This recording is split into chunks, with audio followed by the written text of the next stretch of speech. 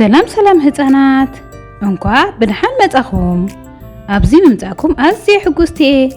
ሎሚ ሓደ ኣገዳሲ ነገር ሒዘልኩም መጽእ ኣለኹ እንታይ እዩ ዓለም ብዛዕባ ከመይ ጌርኩም ጥዕናይ ትሕልውለይ ትከናኸኑኒ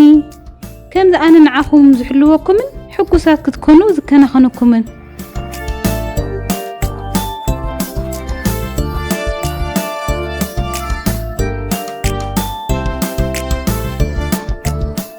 ኣብዚ ረኣዩ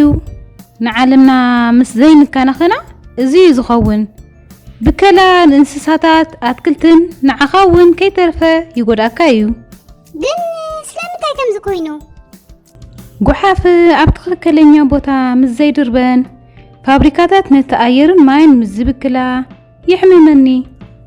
ግን ኣይትሻቐሉ ነዚ ንምዕራይ ክትሕግዙኒ ትኽእሉ ኢኹም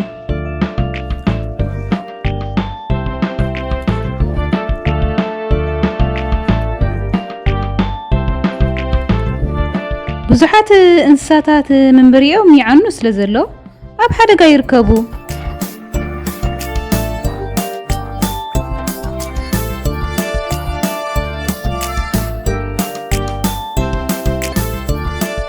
ጫካይ እናንኣሰ ይኸይድ ኣለዎ ናበይ ከም ዝኸይዱ ኣይፈልጥን እየ ክንሕግዞም ኣለና እወ ተወሳኺ ኣግራብ ክንተክል ኣለና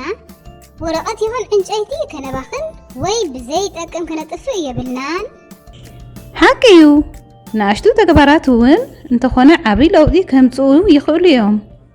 ዳግማይ ክትጥቀመሉን ብኽነት ክትቅንስን ከለኻ ንዓይኒ ዓለም ሓምላይን ጥዒትን ክኸውን ትሕግዙኒ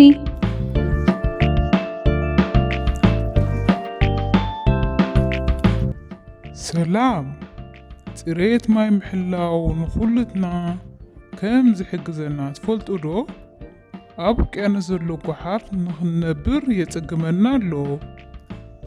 ካብ ሕጂ ንንያው እዚ ፕላስቲክ መስተይ ማይ ኣብ መእከቢ እምበር ኣብ ውቅያኖስ ከምዘይድርብዮ ንረጋግጸልኩም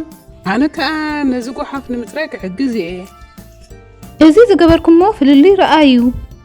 ብሓባር ኮይንና ንዓለም ጽብቕትን ንኩሉ ሰብ ውሕስትን ክንገብራ ንኽእል ኢና ዓለምና ካብ ሕጂ ንዓኺ ክንሕግዝ ምዃንና ቃር ናትወልኪ እወ ምኽንያቱ ጥዕና ዘለዎ ዓለም ማለት ጥዕና ዘለና ህፃናት ማለት እዩ ሰላም ንመላእ ከባቢና ዝኸውን ናይ ዳግመ ምጥቃም ሳንዱቕ ንስራሕ